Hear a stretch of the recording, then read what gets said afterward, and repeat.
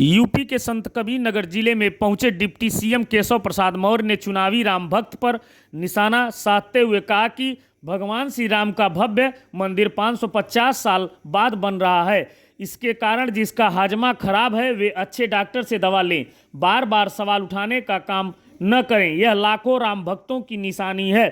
श्री राम जन्मभूमि पर बनने वाला मंदिर सिर्फ राम मंदिर ही नहीं, राष्ट्र मंदिर है। इसके बाद उन्होंने विपक्षी दलों पर जमकर निशाना साधा। मेहदौल विधानसभा क्षेत्र के करमैनी गांव में आयोजित विकसित भारत संकल्प यात्रा को संबोधित करते हुए डिप्टी सीएम केशव प्रसाद मौर्य ने कहा कि संत कबीर नगर लोकसभा सहित प्रदेश की 80 सीटें हम लोग ही जीतेंगे।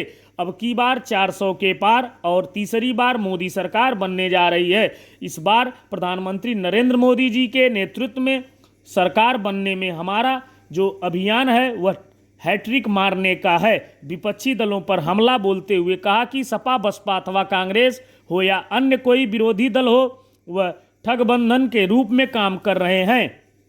इनके पास प्रधानमंत्री पद के लिए हर एक लोग हैं, पर प्रधानमंत्री बनने वाला कोई उम्मीदवार नहीं है। इसके साथ ही उन्होंने विकसित भारत संकल्प यात्रा के पंच प्रण का शपथ भी दिलाया। वहीं मीडिया कर्मियों से बातचीत करते हुए कहा कि 22 जनवरी को जब रामलला अपने जन्म स्थान पर विराजमान होंगे तब प्रधानमंत्री ने 14 जनवरी को मकर संक्रांति से लेकर 22 जनवरी तक प्राण प्रतिष्ठा होगी। 500 वर्षों की लंबी लड़ाई के बाद राम लला अपने स्थान पर विराजमान होंगे, इसलिए प्रधानमंत्री जी ने स्वच्छता अभियान चलाने की अपील की है और 22 जनवरी को श्री राम ज्योति को अपने अपने घरों में दीपक जलाकर दीपावली मनाने की अपील की है।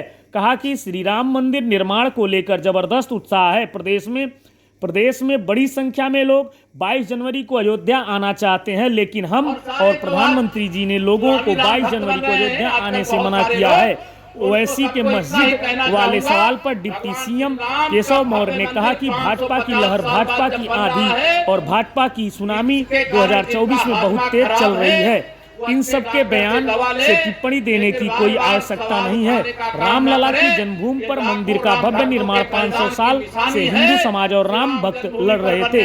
घटिया राजनीति करने के लिए कांग्रेस पार्टी व समाजवादी पार्टी मुस्लिम वोट बैंक को अपने पक्ष में करने के लिए राजनीति कर रही है। इन लोगों ने बहुत ज्यादा राम भक्तों को अपमानित किया है, बहुत कष्ट पहुंचाने का काम किया है।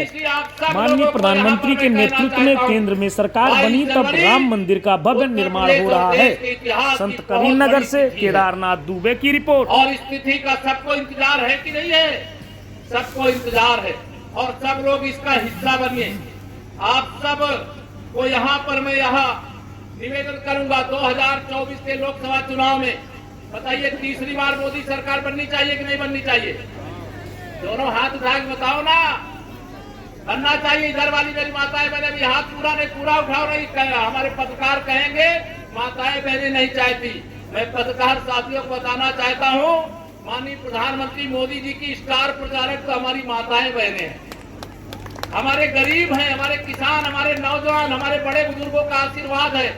और आप सबके आशीर्वाद से यही आज कहना चाहूंगा, घर घर में खुशहाली पहुंचे, घर घर में खुशहाली पहुंचे।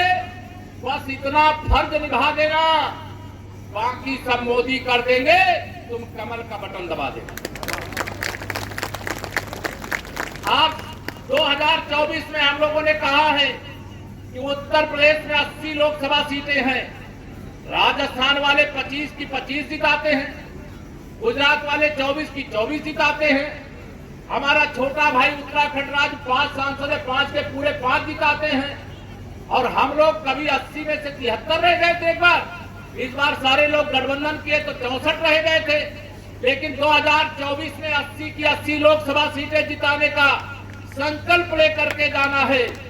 और कल नारा दिया है हमारे राष्ट्रीय नेतृत्व ने, अब की बार 400 पार, तीसरी बार मोदी सरकार है। 80 की 80 लोकसभा, संत कबीर नगर लोकसभा सहित हम लोग जीतेंगे।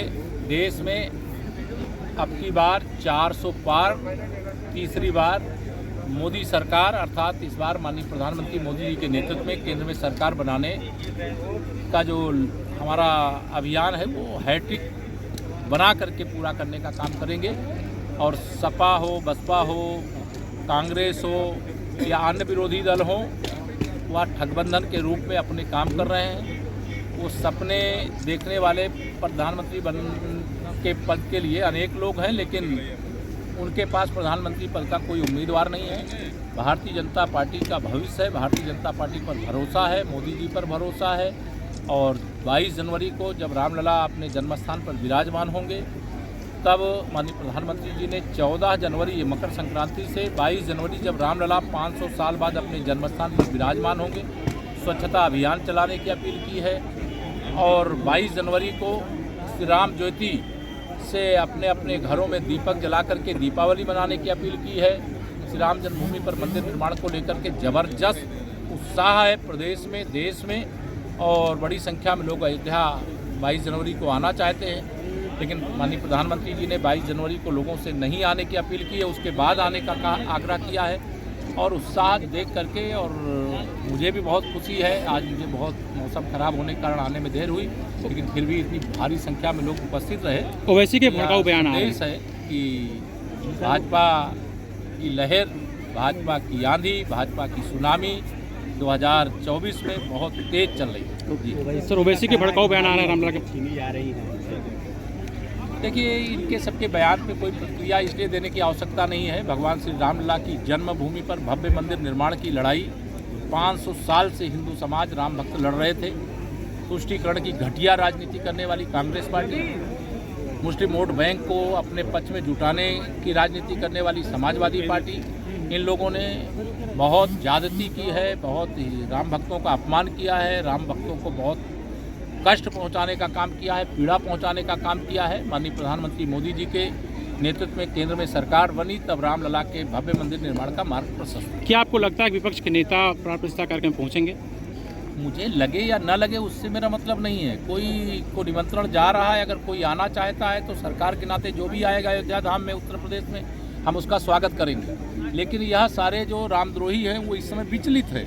जो भगवान राम को काल्पनिक बताते थे, उनके इस समय जैसे लगता है कि राम बाण चल गया है और उनके छाती में चुभ गया है।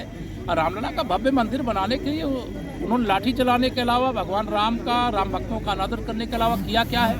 लेकिन कोई राम भक्त के नाते आना चाहता तो ये मैं मानूंगा कि भारतीय जनता पार्टी की विचारधारा जीत गई। और वह अगर आते हैं, ये भारतीय जनता पार्टी के दृष्टिकोण से अच्छा होगा। यद्यपि निमंत्रण देने वाले न भाजपा है, न भाजपा की डबल इंजन सरकार है, वो निमंत्रण देने का काम श्री राम जन्मभूमि तीर्थ क्षेत्र ट्रस्ट कर रहा है। धन्यवाद।